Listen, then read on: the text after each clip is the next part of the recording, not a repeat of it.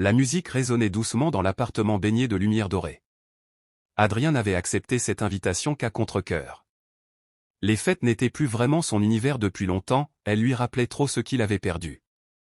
Un verre à la main, il observait les visages inconnus, souriait par politesse, mais son esprit était ailleurs.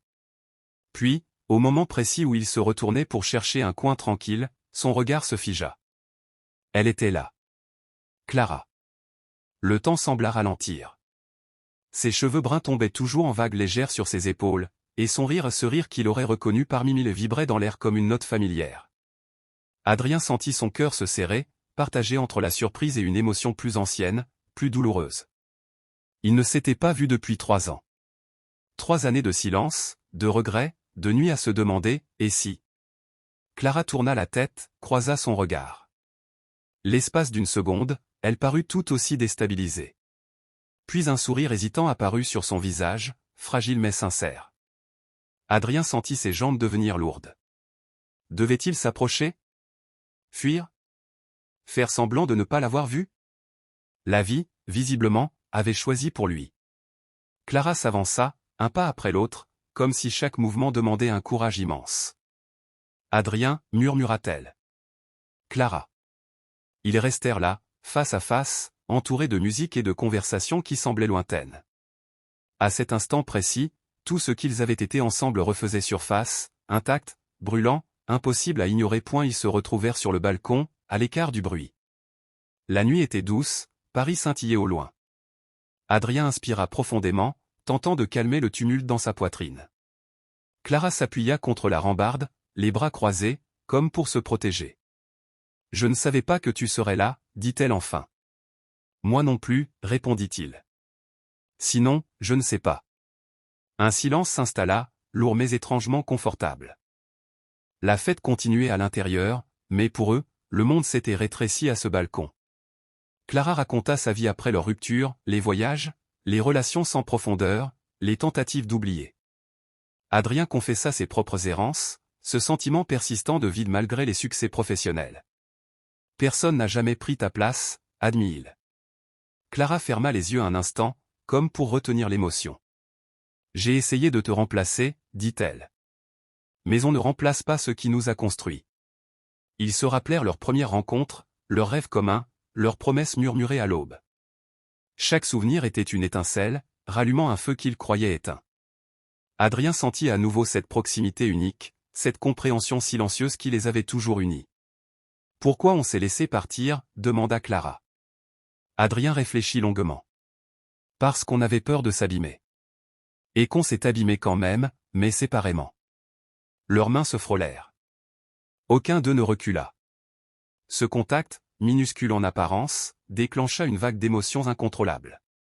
Clara sourit, les yeux brillants. « C'est fou comme rien n'a vraiment disparu », murmura-t-elle.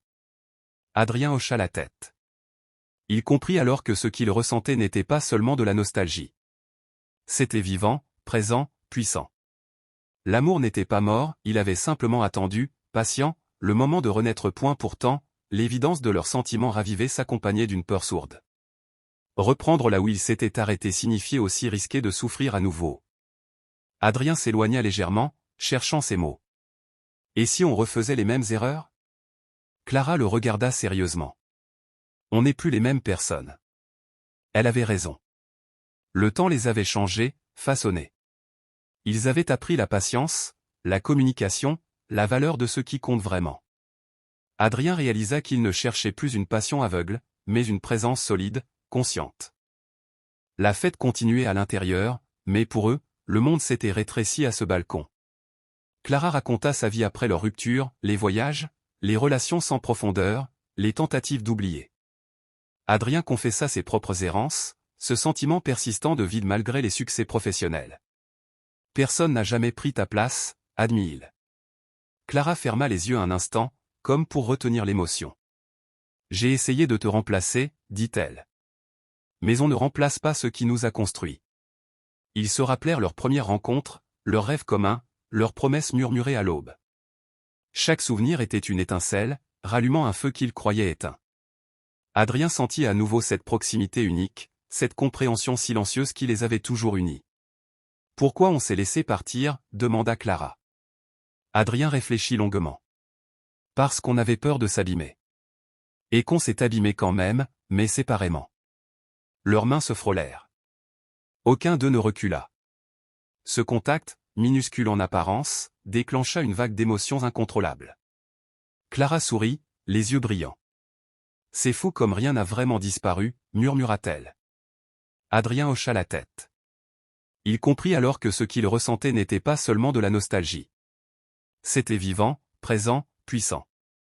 L'amour n'était pas mort, il avait simplement attendu, patient, le moment de renaître. Pourtant, l'évidence de leurs sentiments ravivés s'accompagnait d'une peur sourde. Reprendre là où il s'était arrêté signifiait aussi risquer de souffrir à nouveau. Adrien s'éloigna légèrement, cherchant ses mots. Et si on refaisait les mêmes erreurs?